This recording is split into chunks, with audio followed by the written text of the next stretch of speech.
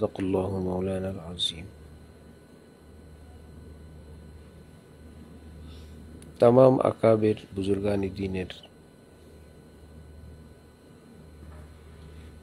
তালিমের খোলাসা হলো আল্লাহ পাকের খুশি, তাকওয়ার জিন্দিগি।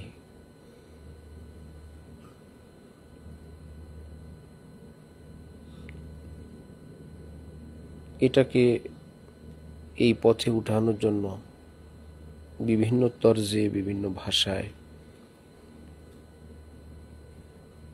মুহিউস-সুন্নাহ শাহ আবরারুল হক সাহেব রহমতুল্লাহি আলাই, ওনার মতো মানুষ কত শক্ত ছিলেন শরীয়তে পাকের ব্যাপারে। সেই মানুষই ওনার সঙ্গে সফর করতেন, ইন্ডিয়া থেকে আসছেন, রোজানা সকালে ক্লিন শেভ করেন, হজরতের দস্তরখানে নাস্তা করেন, যেখানে সুন্নতের বিন্দু মাত্র খেলাফ দেখলে হজরত সহ্য করেন না, কাগজ নিচে পড়ে আছে এটা সহ্য করেন না, কোরআনে পাকের বিশুদ্ধতায় কোনো কমতি তিনি ভীষণ কষ্ট পান। এরকম গুনাহে কবিরাওয়ালা রোজানা ক্লিন শেভ করেন, হজরতুল্লাহর সাথে নাস্তা করেন। এটাই বললাম যে মাকসাদ তো ওয়াহেদ, দ্বীনের উপরে, তাকওয়ার উপরে উঠানো মাকসাদ। ওই ব্যক্তির জন্য টার্গেট সাকসেস হওয়ার জন্য এটাই ছিল ব্যবস্থা। এখন তাকে শক্ত কিছু বললে স্থায়ীভাবে সে দূরে চলে যাবে, টার্গেট ফেল হইল।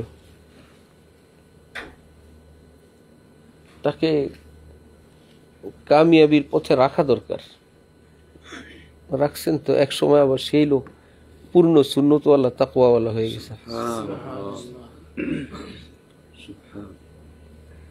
আমরা হইলে হয়তো কাউকে দেখানোর জন্য, নিজের ব্যক্তিত্ব প্রকাশের জন্য আমি অনেক বড় হকপন্থী, ওই লোককে কিছু বলে দিতাম, সেই লোক চলে যেত, শেষ।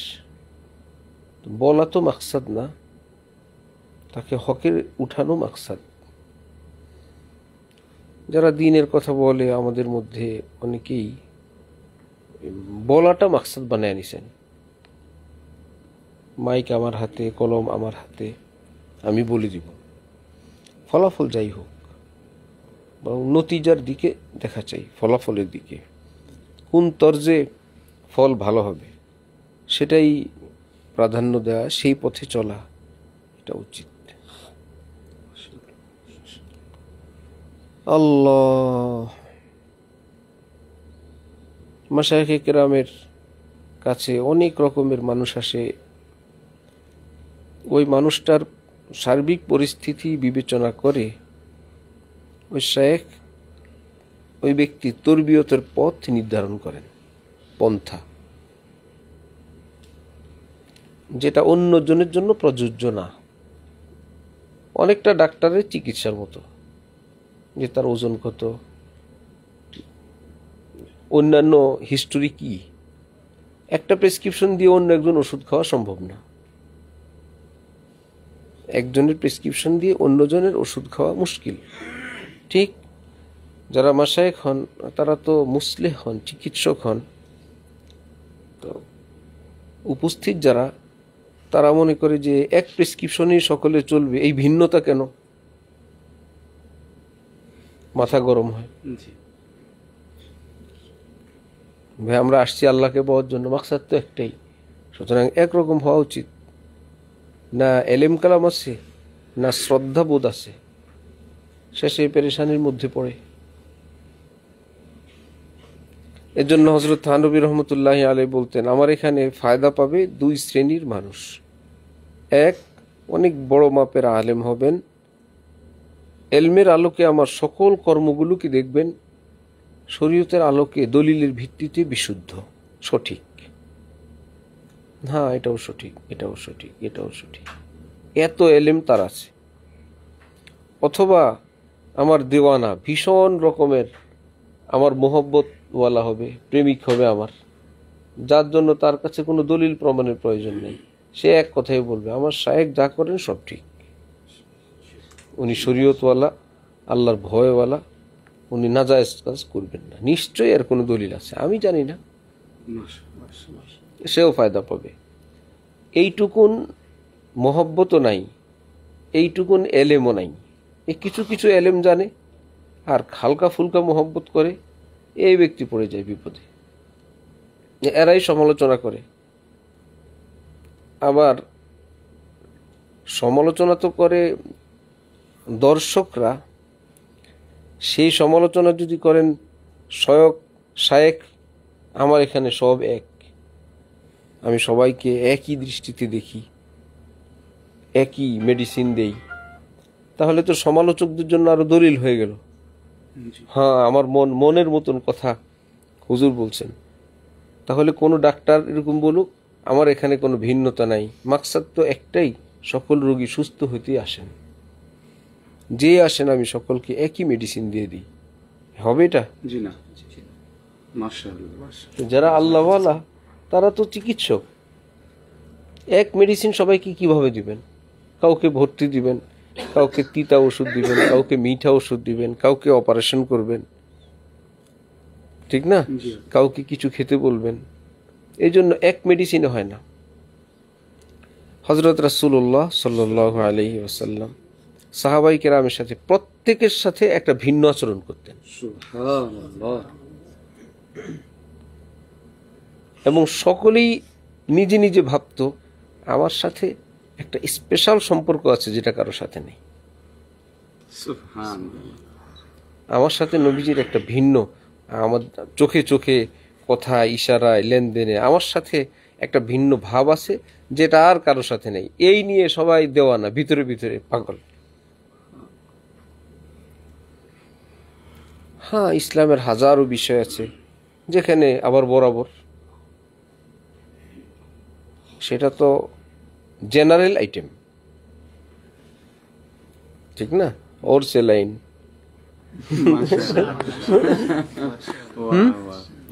ওর সেলাইন জেনারেল না, এই সবাই খাও এটা।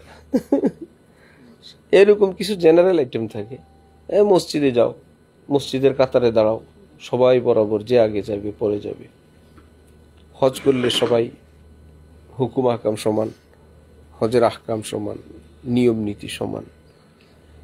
আবার এই ক্ষেত্রে নারী পুরুষও সমান, দান সৎকার নারী করুক পুরুষ করুক সমান। এরকম বহুত বিষয় আছে। কিন্তু এই বলে এটা বলা যাবে না যে মাশায়েখে কেরামের দরবারে নিজের ইসলাহের জন্য যারা যায় সবার সঙ্গে সমান ধরনের আচরণ করতে হবে। এটা না শরীয়ত, না তরিকত, না পদ্ধতি। ডাক্তার বুঝবেন কোন রোগীকে কি চিকিৎসা দিবেন। অন্য রোগী বসে বসে এটা বলতে পারবে না, হ্যাঁ আমাকে ঠিকই অপারেশনের কথা বললেন, ওনাকে তো বললেন না। অথবা আমার চেয়েও আরো জটিল একজন রোগী, তাকেও তো অপারেশনের কথা বললেন না, আমাকে আপনি অপারেশনের জন্য সিদ্ধান্ত দিলেন। এই অপারেশনের পিছনেও তো কিছু ব্যাপার আছে। যারা রুগীর পেশেন্ট পার্টি বলে, তারা বলে স্যার অপারেশন করেন। অভিজ্ঞ ডাক্তার বলে অপারেশন তো জরুরি, কিন্তু অপারেশনের রুগী যে সমস্ত বিষয়াদি তার শরীরে থাকা দরকার সেটা নাই, কিংবা তার বয়স সাপোর্ট করে না, বা দেহের মধ্যে এই পরিমাণ ব্লাড তার নাই। অপারেশন জরুরি, কিন্তু অপারেশন নিষেধ করা যাবে না। দূর থেকে দেখলে যদি এর চাইতে কম সমস্যার রুগী অপারেশন হচ্ছে, বেশি সমস্যার রুগী অপারেশন হচ্ছে না, আমরা তো এটা শ্রদ্ধার দৃষ্টিতে দেখি। নিশ্চয়ই ডাক্তার সাহেব সব কিছু বিবেচনা করে ভাবছেন অপারেশনের উপযুক্ত না। কিন্তু মাশায়েখে কেরামের দরবারে এই শ্রদ্ধা আরো বেশি থাকা দরকার। সেখানে হলো সমালোচনা, দেখলেন এখানে কোনো অপারেশন হলো না,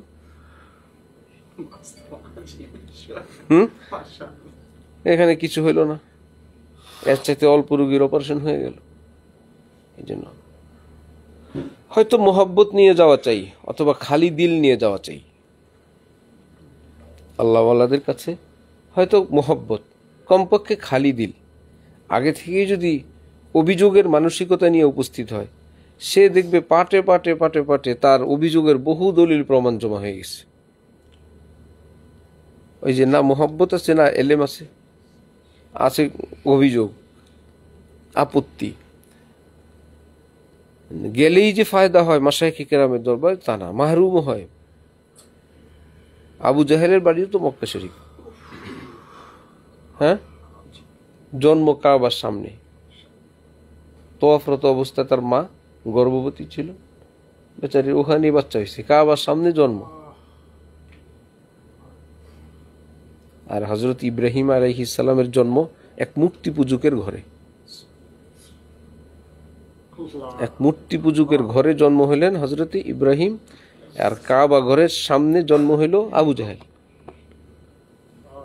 কত দেখছে জালেম রাসূল সাল্লাল্লাহু আলাইহি ওয়াসাল্লাম, কত দেখছে। কি হইল? হযরত আলা করাচি রহমতুল্লাহ আলাইহি বলতেন, এক হইল সোহবত ইয়াফতা, আরেক হইল ফয়েজ ইয়াফতা।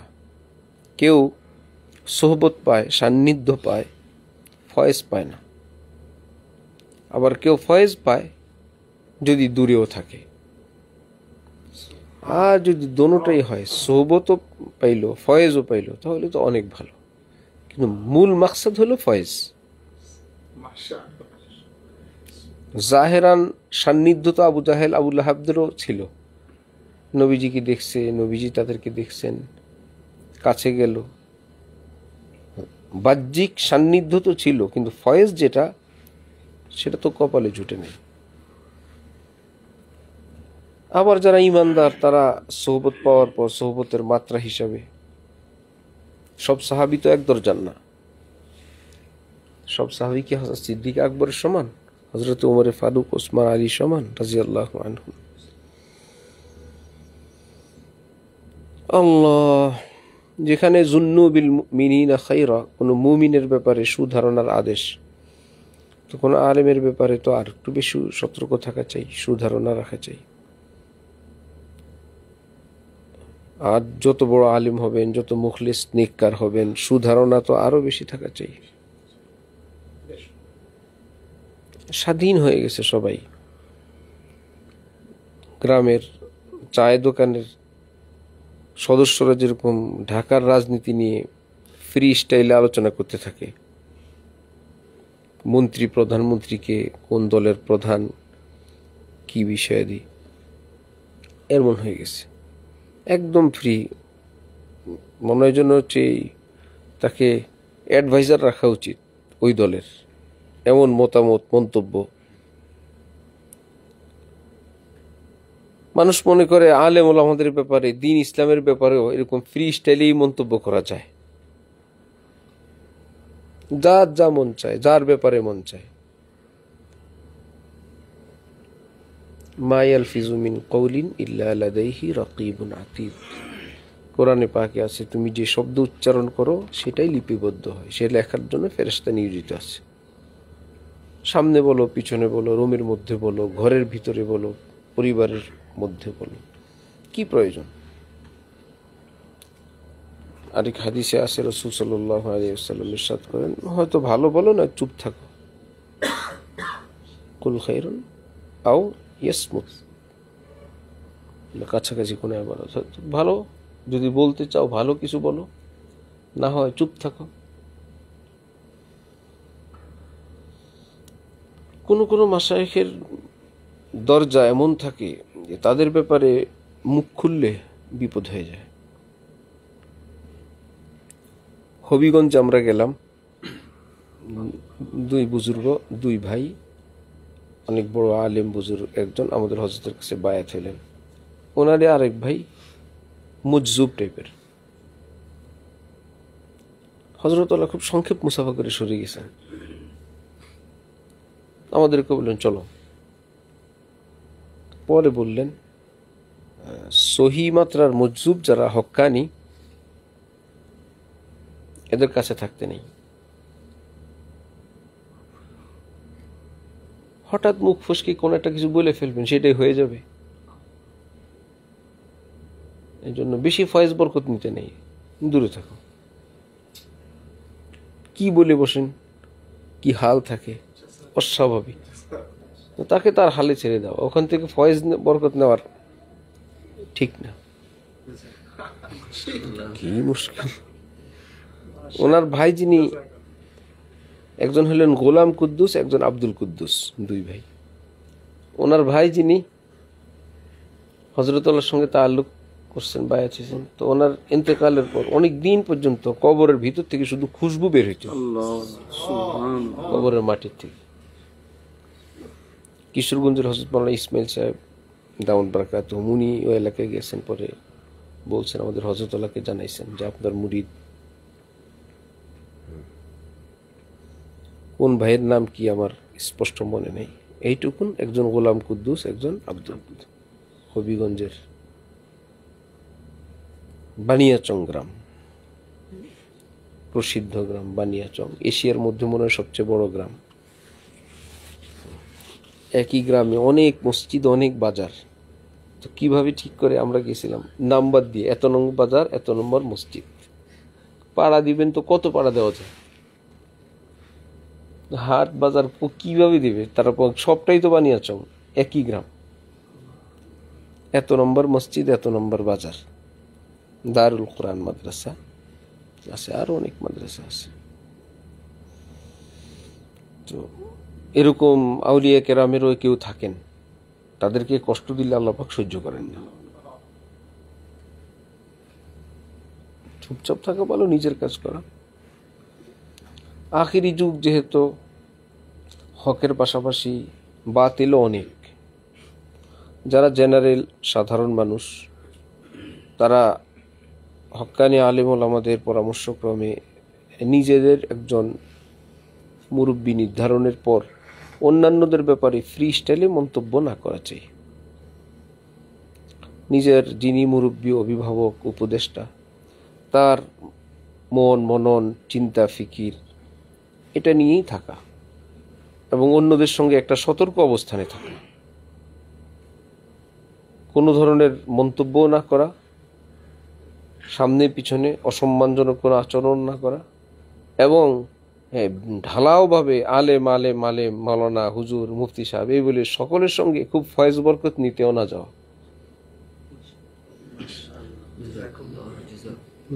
না আলিম, আমি তো আলিম শুনে গেছি, আমি তো মুফতি সাহেব শুনে গেলাম, এরকম ব্যাপকভাবে না যাওয়া। কিছুই করার নাই এখন, একটা সুধারণা রাখা, কিন্তু সকলের থেকে ফয়েজ বরকত হাসিল করতে না যাওয়া। তো আদবের তর্জমা ব্যাখ্যা একদিন করা হয়েছিল, যে বলা হয় যে সকল উস্তাদের সাথে আদব করবা। তো একজন তালেবে ইলম মাদ্রাসায় পড়ে, 50 জন শিক্ষক, সকল উস্তাদের সঙ্গে আদব করবে কিভাবে? এটা কি সম্ভব?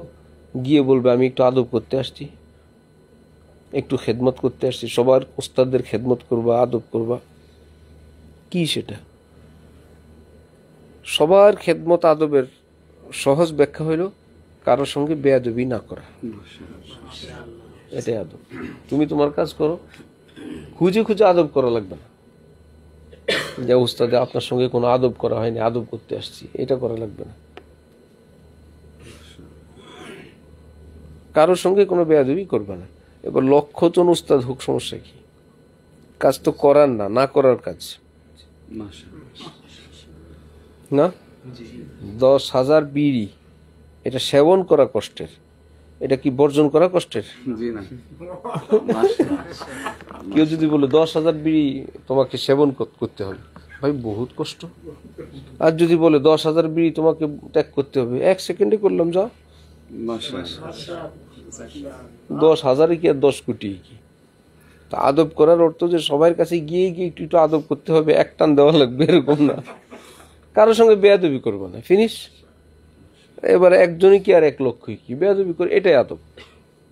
হ্যাঁ, সামনে পড়ছেন উস্তাদজি, মুরব্বী মানুষ, ব্যাগ নিয়ে যাচ্ছেন, তুমি চুপ, এটা তো আদবের খেলাফ। এইটুকুন কাজ করে দাও, উস্তাদজির কোনো আদেশ করছেন, এটা মেনে দাও। হযরত আল্লাহ দামাত বারাকাতুহু আমাদের হযরত বলেন যে এখন হযরত আল্লাহর বাসায় একটা রুটিন ছিল, উর্দুতে লেখা, হাতের লেখা। তো এর মধ্যে এক লাইন ছিল, গাহ গাহ বুজুর্গানে শহর সে মুলাকাত।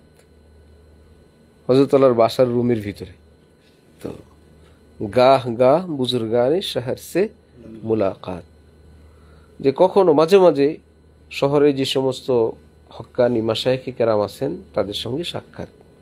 তো হজরত যাইতেন, হজরত মুফতি আব্দুর রহমান সাহেব রহমতুল্লাহ আলাইহির কাছে মাঝে মাঝেই যাইতেন। আমরাও যাওয়ার সুযোগ হইতো, শানদার দস্তরখান লাগাইতেন। হজরত আসছেন, জামিয়া রহমানিয়া যেতেন, যাত্রাবাড়িতে যেতেন। ভাই যারা দ্বীনের খেদমাতে আছেন পরস্পর। শেষের দিকে হজরত বলেন যে ভাই ওনারা চলে গেছে বা অন্যান্য পরিবেশ পরিস্থিতির পরিবর্তনের কারণে বলেন যে ভাই ব্যাপকভাবে যাতায়াতের পথ এখন আর খোলা নেই। বিভিন্ন মাশায়েখে কেরাম আসেন বা আছেন, উনি উনার দ্বীনের খেদমত করেন। বিভিন্ন পেরেশানি গেলে কেউ একটা দায়িত্ব দিয়ে বসলো, কেউ আদেশ করে বসলো, কেউ এক জেলার একটা দলের দায়িত্ব দিয়ে দিল। এই তো এখন তখন কি একটা পেরেশানি। আরেক পার্টি আছে খেলাফত দিয়ে দেয়। ভাবছি পি তো আগে হয়ে আছে, আমি একটা দিয়ে আমার নাম দাগাই, বিষয়ে আমার খলিফা, আমার তো আর কষ্ট নেই। আমাদের এক দোস্ত আছে শরীয়তপুরের, সে সুন্দর করে বলে যে ভাই আঞ্চলিক ভাষা শরীয়তপুরের, না কাচাইলাম ঘু না কাচাইলাম মুত, পেয়ে গেলাম দাড়িওয়ালা পুত। একটা দাড়িওয়ালা পুত পেতে কত কষ্ট। ছোটবেলা থেকে লালন পালন করার পরে উপযুক্ত একটা ছেলে হয়, কোনোই কষ্ট নাই। আর একজনের লালন পালন করা ছেলে আমি পুত বানাই ফেললাম। আরেক শায়েখ তাকে ছোটবেলা থেকে তরবিয়ত করে গড়তে গড়তে গড়তে গড়তে বা দীর্ঘদিন বা কতদিন বা প্ল্যান করতেছেন, কাজ চলছে, আরেক বছরের মধ্যখান দিয়ে এক চামচ দিয়ে দিছে। আর ফয়েজ বরকতের জন্য জনে জনে তওবার নিয়তে বায়াত হওয়া নিষেধ। যে এত বড় বুজুর্গ দেশি বিদেশি আসছেন, মুরিদ করতেছেন, এত মানুষ মুরিদ হচ্ছে, আমি কিভাবে খালি থাকে হাত দিয়ে বসে থাকে? আমি নিয়ত করলাম না ভিতরে ভিতরে, কিন্তু ভাই তোমার নিয়তের কথা কে জানে? উপস্থিত সবাই তো দেখছে তুমি হাত দিছো। শেষে তারা ওই হজরতের মুরিদরা তোমাকে বলবে যে হ্যাঁ উনি আমাদের সামনে মুরিদ হয়েছে, আসেন, মুরিদদের এই ডিউটি। তুমি বলবে না আমি তো মুরিদ হই না, আপনি হয়েছেন। তোমার পর্যন্ত খবর আসবেই না, পিছনে পিছনে বলবে মুরিদ হয়েছে, কথা শুনে না, আসে না, আমরা সাক্ষী মুরিদ হয়েছে। এ এক পেরেশানিতে পড়ে যাবে। তোমার মনে মনে নিয়ত নাই, এমনি তুমি হাত দেয়া। এরকম কি হবে যে ভাই ইজতেমার মাঠে বিয়ে হয়, এত মানুষ বিয়ে করতেছে, কেউ বিয়েতে লোক গিয়ে ওখানে বসে যায় যে ভাই আমি ওটা কবুল বলি, বলে যার বিয়ে তার বিয়ে।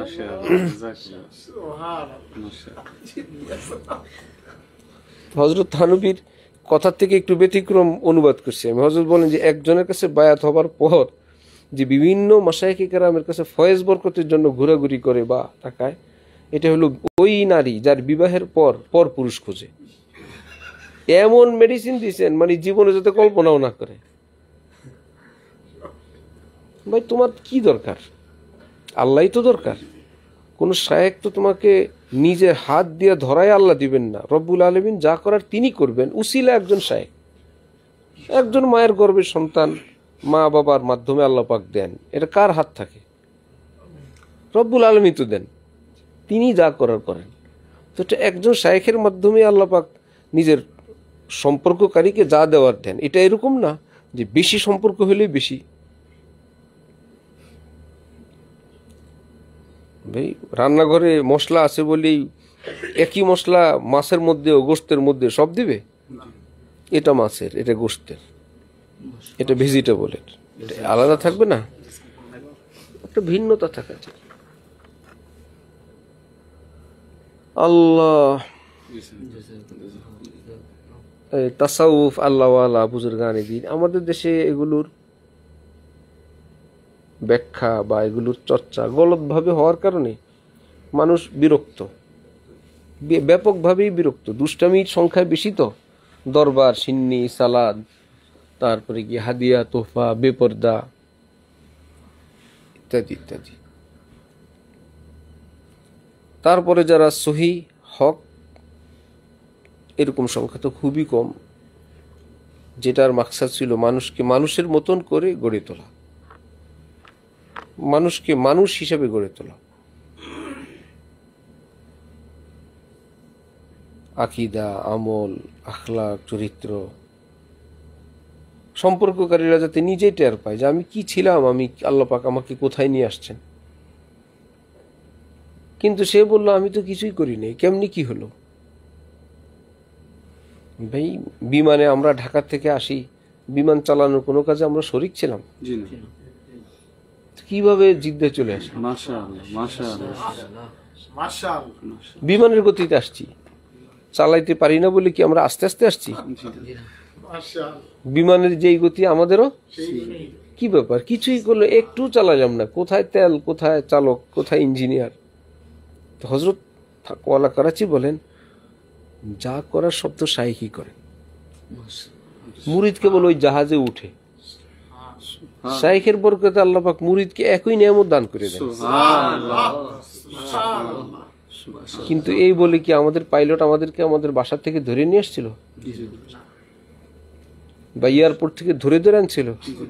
কিছু কাজ করতে হয়েছে, টিকিট, ভিসা, বোর্ডিং, নিজের পায়ে গিয়া ওই বিমানে ফ্লাইটে উঠা, তারপরে না পাইলটের কাজ।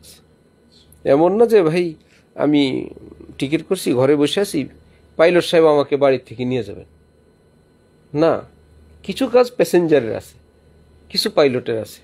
তারপরে ঠিক হক্কানি আল্লাহওয়ালাদের সঙ্গে সম্পর্ক করলে ওনার বরকতে কাজ হবে, এই বলে আমি ঘরে বসে থাকবো আর সব উনি করবেন, এটা না। ঠিক না? ঢাকা থেকে ট্রানজিট হয়ে জেদ্দা, দুবাই আসছে, ট্রানজিটের একদম বোর্ডিং আছে, বোর্ডিং না ঘুরে তো বিমান তো ছেড়ে যাবে। বোর্ডিং আছে বলেও সে পাবে না। হযরত থানবী বলছেন হক্কানি সিলসিলায় বায়াত হওয়ার সাথে সাথে আল্লাহ পাক অন্তরে আল্লাহর ওলি হওয়ার বীজ বপন করে দেন। বোর্ডিং পাস পেয়েই গেছে, এবার সে সেটা নষ্ট করলে তার ব্যাপার। তো মাশায়েখে কেরাম যারা আছেন এবং কিয়ামত পর্যন্ত থাকবেন, চরিত্র গঠন, আল্লাহর মহব্বত অর্জন, পারিবারিক শান্তি, ব্যক্তিগত জীবন, আয় রোজগার পরিচ্ছন্ন, সব মিলায় ওই মানুষটাকে একটা মানুষ করে তোলা, এটাই তাদের মূল টার্গেট থাকে। কিন্তু ডাক্তারের মতন প্রেসক্রিপশন ভিন্ন ভিন্ন থাকে। এটা বুঝতে না পারার কারণে অনেকে ধোঁকা খায়। শাহ আবরাউল হক সাহেব রহমতুল্লাহ আলাইহি সেই গল্প, এত শক্ত আপনি, অথচ আপনার সঙ্গে ক্লিন শেভ করে এসে নাস্তা খায়। উনি ভাবছেন অপারেশনের সময় আসে নাই, রুগী এখন অন্যান্য দিক আছে, চলো সময় হয়েছে তো আল্লাহর রহমত হয়েই গেছে।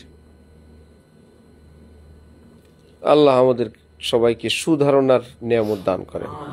এটা মানুষের জীবনের একটা বড় নিয়ামত। একজনের একটা মন্তব্য, সুধারণা বলো, আরে ভাই ওনার কোনো ব্যাপার থাকতে পারে, ভাই ওনার কি ব্যাপার, আমরা তো ওনার বিষয়টা জানি না, আমরা দূরে বসে মন্তব্য না করি। থামাই দিলেন, ভাই ওনার কোনো ওজোর আছে, ওনার কি বিষয় ডিটেলস তো আমরা জানি না, এখানে বসে আমরা মন্তব্য করে গুনাহগার হব কেন? আর এক বেচারা ভাবছেন এটা এই ব্যাপারে একটা মাহফিল না করলে ওনার পেটের ভাত হজম হবে না। একটা কথা উনি জানেন, এটা নিয়ে একটা মজমা করবে, 10 জায়গায় বলবে, মনে হয় যেন তিনি একজন সাংবাদিক, জানেন এই হয়েছে, জানেন সে হয়েছে, পরে জানা গেল সবই গলত। কোরআন শরীফে বলছেন লা তাজাসসু ওয়ালা ইয়াগতাব বা'দুকুম বা'দা আইয়ুহিব্বু আহাদুকুম আন ইয়াকুলা লাহমা আখিহি মাইতান। কেউ কারো দোষ ত্রুটি খুঁজবে না, কেউ কারো পিছনে দোষ চর্চা করবে না। এইবার দোষ চর্চার গীবতের নাম রাখছেন মৃত মুর্দা ভাইয়ের গোশত বক্ষণ। লাশের গোশত কে খায়? তার নিজের আপন ভাই, আপন ভাই মারা গেল, সেই ভাইয়ের দেহের গোশত টেনে হিঁচড়ে কামড়ায় কে খাবে? এমন ঘৃণা দিচ্ছেন যাতে কেউ ওই পথে নাই যায়।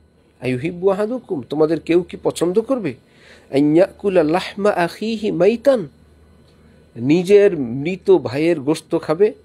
ফাকারিহতুমু, সেটা তো তোমরা অপছন্দ করো। গীবত তো তোমাদের জন্য এত নিকৃষ্ট কাজ, এটা হয়ে গেছে মিঠাইয়ের থালার মতো। গীবত হইল মিঠাইয়ের থালা।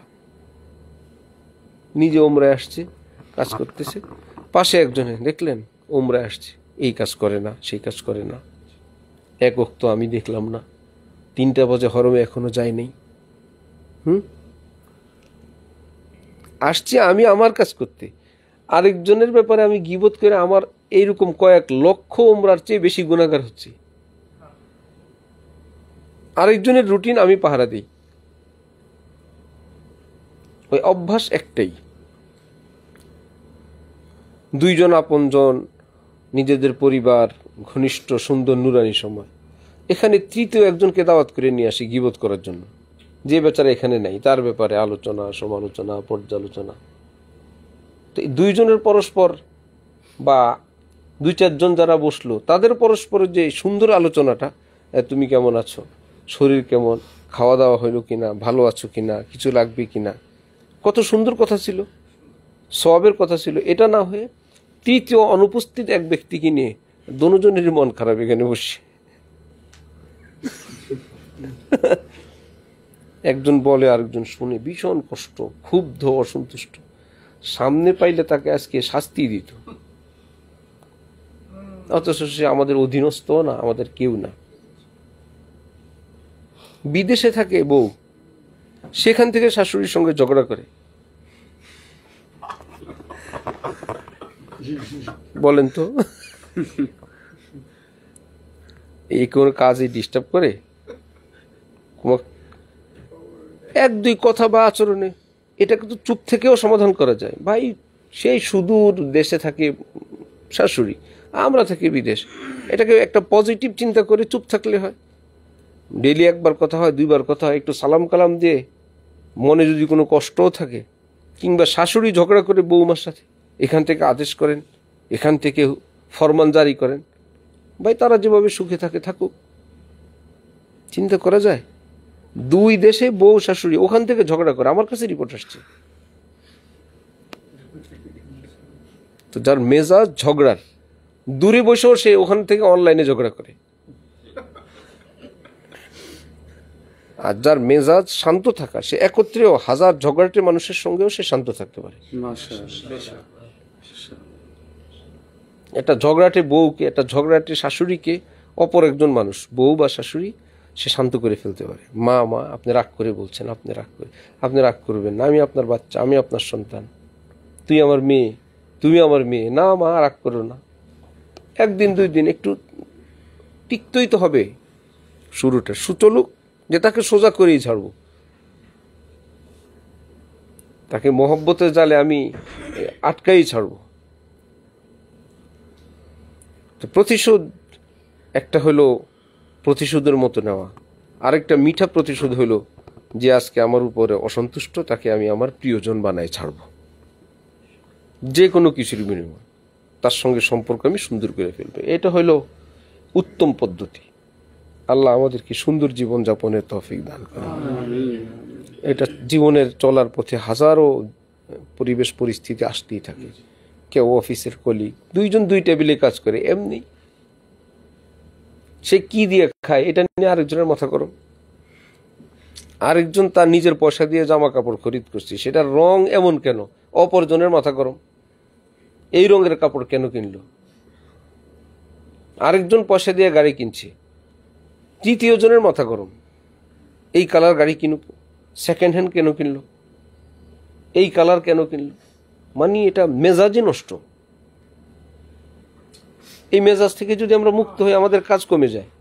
ভাই, তার জামার কালার আমার কি, তার গাড়ি আমার কি, তার বাড়ি আমার কি, আমি আমারটা করি না। শুধু মন্তব্য। আমাদের হযরত বলছেন যে একজন এসে বলল, ভাই অমুকে সেকেন্ড হ্যান্ড গাড়ি কিনছে, জানেন? হযরত বলে, সেকেন্ড হ্যান্ড শব্দটা না বললে কি কোনো সমস্যা হয়ে যেত? এটা হলো তাকে ছোট করার একটা আওয়াজ। যে আপনি আবার কারো থেকে গাড়ি কিনছে, এই কথা শুনে আপনি মনে করবেন না তিনি বড় গাড়িওয়ালা। গাড়ি যেটা কিনছে এটা কিন্তু পুরান।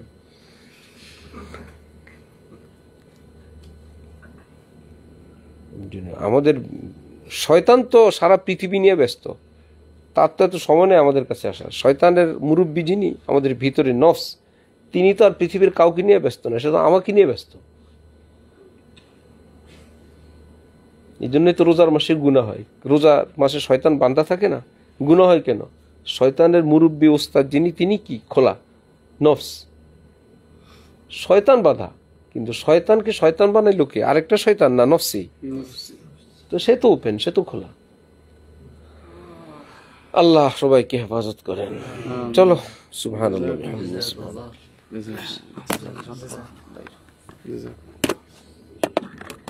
আলহামদুলিল্লাহ। মোটেই বলবো না, আমার রুম থেকে এসে